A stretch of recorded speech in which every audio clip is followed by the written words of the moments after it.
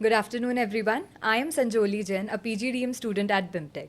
Today, we have with us Mr. Deb Jyoti Pal, a Senior Vice President and Business Development at Galax Eye Space. Welcome, sir. Hope you're Pleasure is doing mine. well. Absolutely fine. Okay, so we'll be asking some questions. So, how have your journey been till now in the space technology? Well, it's a very interesting journey.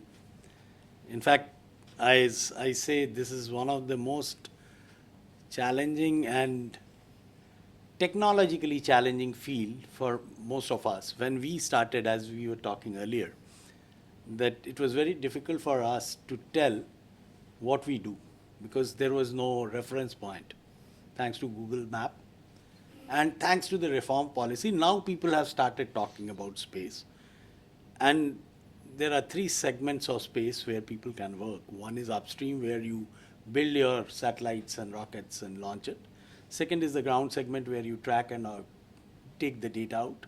And there are again different kinds of satellite. I will be talking more about the Earth observation satellites, which means the satellites which are taking the photographs of the Earth for different kind of analysis. So I work in that field. And the third one is the ground station, where these data are downloaded, maintained, managed. And then third is the application areas. It varies from natural resources, disaster management, and now telecom, utilities, everything it's being used. So, Okay, thank you, sir. So, how the space technology can be used in insurance and disaster management industry? well, so if you look at the biggest application area of space technology is for the features which are on the Earth. Yes. And thanks to the certain bands which they carry, means if you look at say, a photograph, it's generally divided in three primary colors: red, green, and blue. Whereas the satellite has the capability of capturing data in digital form for spectrum beyond red. That's short-wave infrared, middle wave infrared, and all these. So this short-wave infrared or near-infrared, which is more commonly called, I will not, I'm wrong, it's near infrared. This is very good feature for agriculture or any plant. So why? Because the plants reflect these the most. So any feature on plant or crop, you can very easily identify.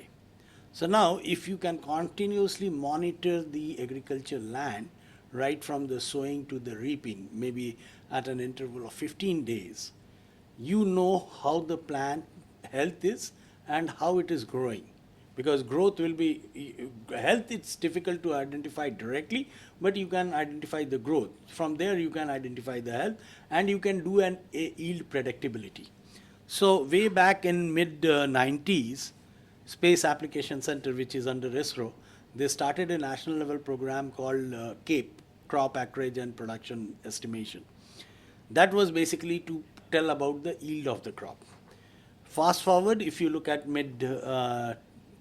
I think 2015, around that, government came up with a policy of agriculture insurance instead of going for government compensation and all these things. So that's where this estimation, which was more for the yield analytics, came in form of insurance. So insurance companies now track this monitoring activities like Bajaj and Allianz does. Once I had done the work for them. So they track this growth activities and then predict the yield. They cross-check in the field, and accordingly, if people are saying that there is a crop that was existent in my field, because as a insurance provider, you can't go and go to each field and tell whether this crop was there or not. Not even their field people can do that. So what they do is that they can do the crop classification, they do the growth estimation, and from there they understand the yield. And if there is any disease or the crop health is different, that can also be mapped. There is a feature called NDVI, or normalized differential vegetation index, that gives you the health of the plant. So that they use that tool and track it. based on that, if any claim comes, they cross-verify with this data whether this, as Tapan was talking about, fraud. So they cross-check whether it was a fraud claim or not, and then accordingly they proceed with the insurance. Now, in India, if you look at, especially in Kharif season when the crop is more, the challenge is when you look at the satellite images, it can't see through the cloud, the optical images. So there is another technology which we call it as SAR, or side aperture radar. They can penetrate through the cloud. And you can use that to interpret in the same way. The difficulty with SAR is it's not very easily identifiable. Why? Because you look at the image, you have, since your childhood, you have a habit of seeing a photograph and interpreting it. Oh, this is so and so, this is so and so, this is this feature. But in SAR, which is more in amplitudes, you can't, interpret it easily. So, Galax Eye, I would like to mention it here a little bit about Galax Eye. Galax Eye, what it does is, it has put, for the first time in the world, we are attempting this. We hope we will be successful. We will be launching this satellite next year. That we are putting the SAR and optical both on the same sensor, same satellite. The objective is we can capture both the data at same time, fuse these two together, so that SAR, which is not very easy to interpret, can take the color combination and the data from optical and becomes more easily interpretable. And the optical, which could not penetrate through the cloud, with the help of SAR and generative AI, we can create an image which becomes cloud free and becomes more easily interpretable. So same goes for insurance, because when you, disaster, when you look at the disaster thing, what you look at is, it's mainly cloudy, because it's whether it's rain because of which the flood happens, or it is landslide or tsunami. It's cloudy and the weather is not very clear, right? So again, the optical thing may not work properly. That is why use of SAR is much more. And also now with the advent of drone, people can go with the same kind of sensors and map it at larger scale and see at micro level what are the destructions. Accordingly, the insurance claims can be settled for disasters also. I hope I answered your question. Yes, sir. You answered it very properly. Thank you, sir. So, as you talked about government involvement, so how is government integrating the space technology in insurance sector, and what initiatives the government is taking? Very true. So now, if you look at government, I talked a little bit about CAPE. Yes. So this CAPE program, when it became successful, it converted, it metamorphosed into another program called FUSL.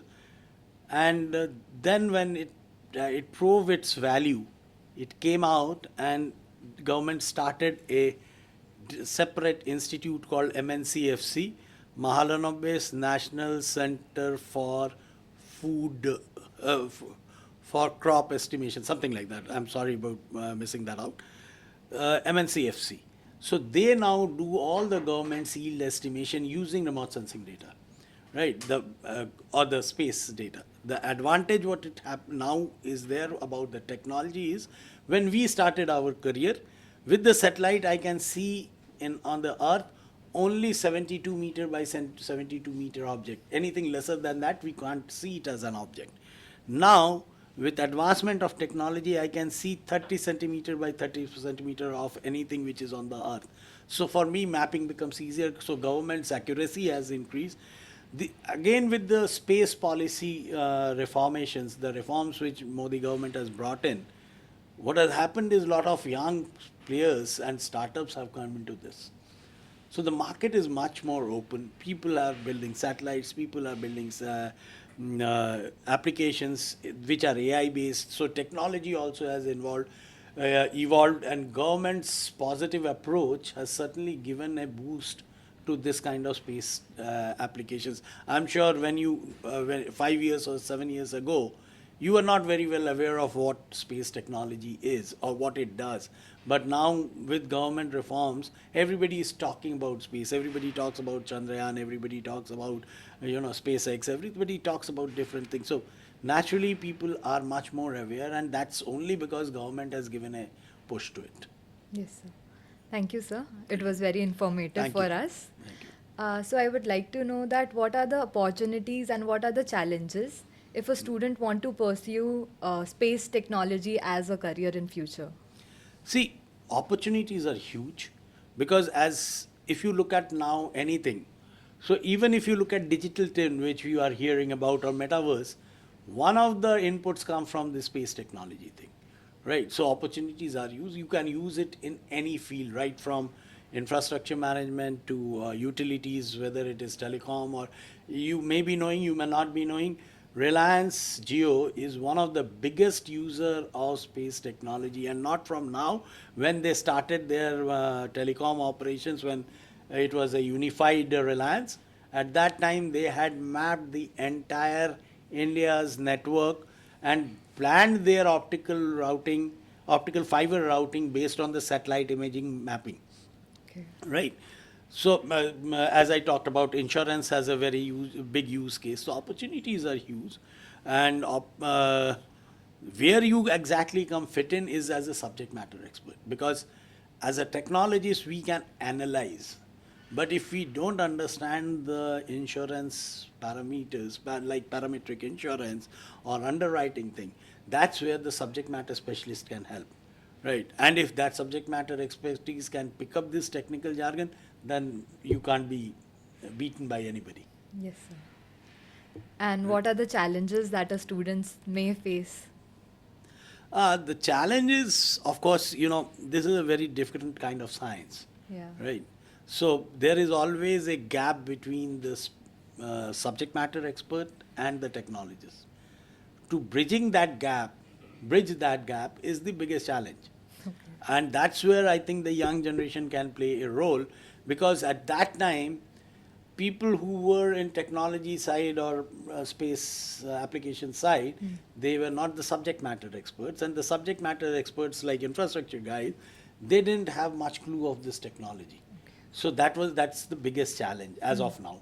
But I'm sure with students like you and the youngsters like you, this will be overcome very soon.